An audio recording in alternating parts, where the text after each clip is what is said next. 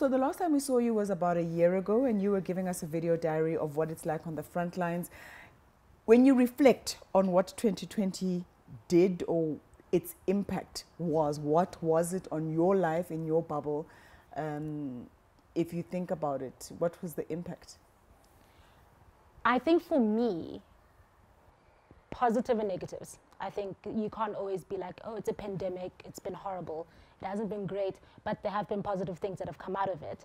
I've become closer to my family. I think the whole isolation thing, you appreciate the people in your life a bit more.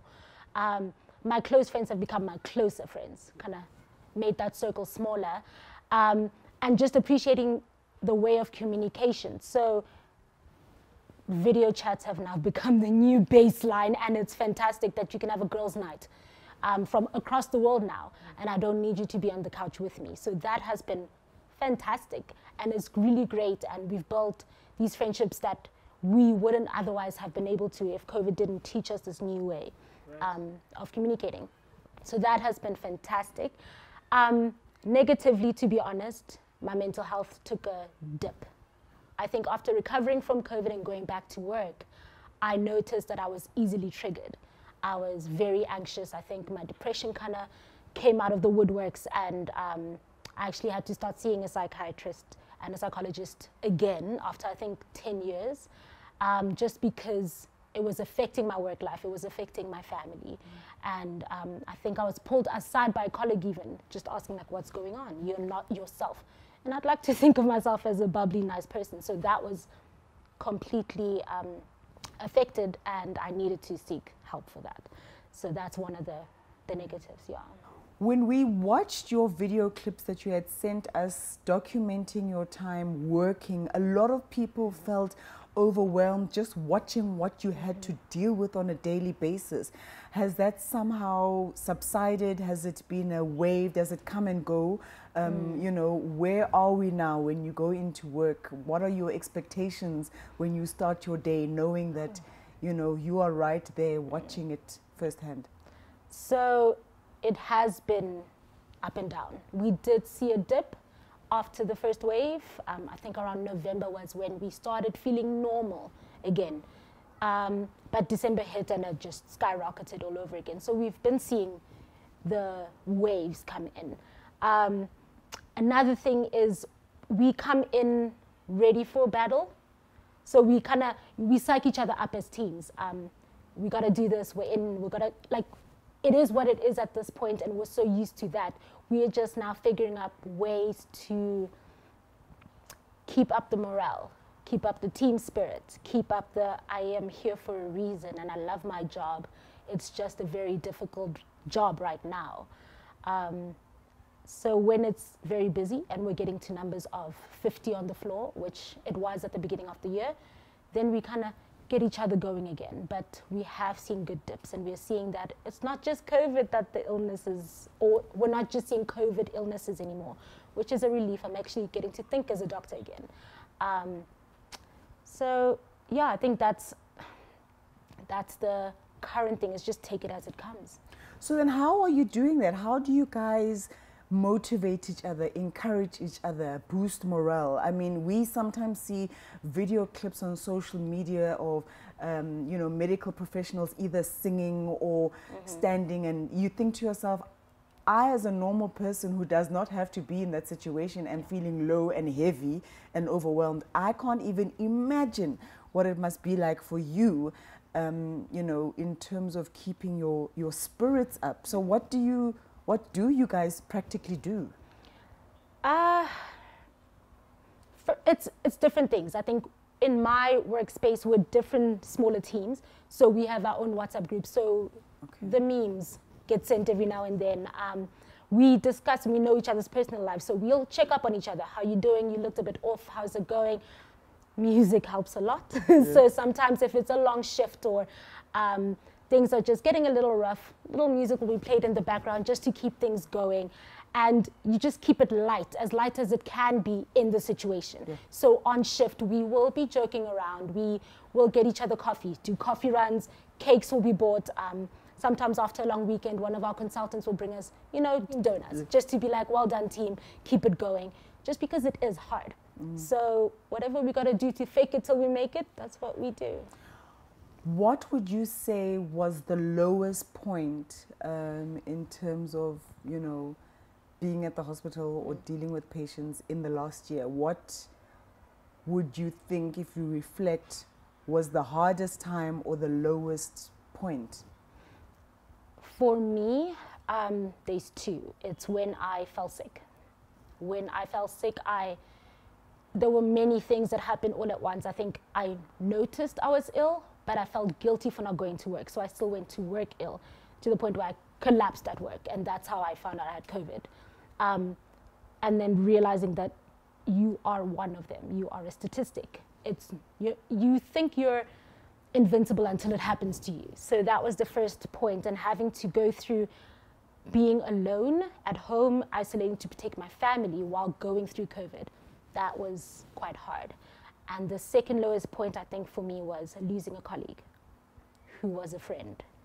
That was heartbreaking. That was still, we speak about it. And thinking about this girl who was laughing and talking on a Friday with us, Monday was gone. That was, I think, as a team, that was the hardest thing, to know that it's now hit home. It's no longer them, it's all of us now. Yeah. So then, was there any point during this journey where you think, I cannot believe that this is my life? I cannot believe that in a global pandemic, it is me getting dressed to help people and fight this thing. Was there ever a why me, why this job, what's going on, I wish I could pull out? I just want to opt out.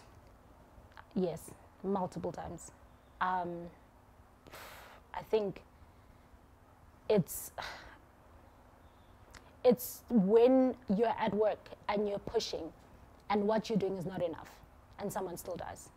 Or you have to let them die because there's nobody else, there's nowhere else for them to go. There's no ICU bed, they don't qualify, or there's not enough oxygen, so now I have to pick who gets oxygen.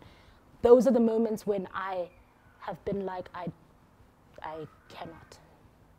But then on the other front, it's when you get to actually save a life, or when you find out that somebody who came in extremely ill, was tested positive, recovers and is being discharged, and you hear those positive feedbacks, and you know your hand was involved in that life being saved, then you're like, okay, I'm here for a reason. So it's a seesaw back and forth, and daily I think I struggle with, I have to go back to work, a little bit of anxiety, but with that being said, I know that I'm meant to be here. I know that I'm good at what I do, and I know that my hands have changed and touched lives and saved lives. And those few lives that I have saved make it worth it. You know? And I mean, what does the future look like? We're a year later, year after case number 1, and you've gone through a lot in the last year. Has it shaken your commitment to the profession?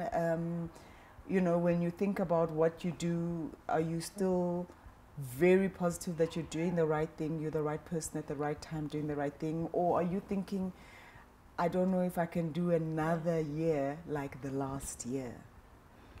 To be honest, I joke about the fact that I think I'm one of the dumbest people for not having a second choice, for not wanting anything else. I don't want to do anything else. I love what I do. I think I am called to what I do. Is it easy? No. Does it take more than it gives? Yes. But every day that I go into work, even if I'm complaining 99% of the time, there's nowhere else I'd rather be right now. I think that that's the only way to get through this. At this point, the only thing keeping us going is the passion, because there's very little else for us to take from. So I do not see myself doing anything else. I would not want to do anything. I sometimes wish I did want to do something else, but this is where I'm meant to be. This is what I'm meant to be doing. What don't we understand about what doctors are going through during this time? What do you think we have no idea about when we're sitting in our lounges and we're going through our daily lives and we don't see what you see. I mean, the footage that you sent in was eye-opening for all of us. It was surprising. We kind of thought we knew, but we realized we didn't. We didn't really know. And so, is there anything that you think, people just don't know either what we have to go through, the energy, the commitment, the trauma, the humanness of us. Is there something that you would maybe like to share with people that we don't know about what doctors are actually going through? Because it is historic. We can't play it down. It is, the last 12 months changed the way, changed everything for everyone all across the world. And the people who had us like on their backs were doctors. Yeah. And I think, I salute you, but I'm thinking there's a lot we don't get. Yeah, what I would want people to remember, especially when you're coming in to a hospital, whether private, public, wherever it may be, you are dealing with a human being who's also dealing with their own stuff. And I think people forget that you are human and you are not perfect and you are tired and hungry and probably depressed and anxious and you are going through whatever you're going through, but you have chosen to put that aside for these 12 plus hours and help this many people. And there's only so much you can do with the resources that a third world country can give you. There's only so much you can do with the amount of staff you have, and that we are actually doing our best. It might not be enough. That's the reality of the situation. But this tired, hungry, probably irritable person in front of you that's telling you to wait an extra 5 minutes, or telling you that the waiting time is 3 hours and it probably will double, is not doing it to spite you. They're doing it because they're human and they're trying. And I think if people could just come in with that knowledge of, we are here because we want to help and we are trying to help, we would love the reciprocation of, I understand. And that when we, which has happened a lot more in the past 12 months, have to give the bad news, or when we have to counsel someone. Working in the front line in an emergency department, sometimes my counseling or my letting you know something bad has happened may not seem like the most humane way, because I can't sit with you for an hour and apologize for the loss or tell you that there's nothing more we're going to do, because there are 5 other people wanting me to give them what I can to prevent that conversation with somebody else. People want so much from us and we can only give so much. And yeah, that's what I would love people to take from it. Thank you for watching our stories here online, and please subscribe below to become part of our YouTube community and be notified when we upload our latest content.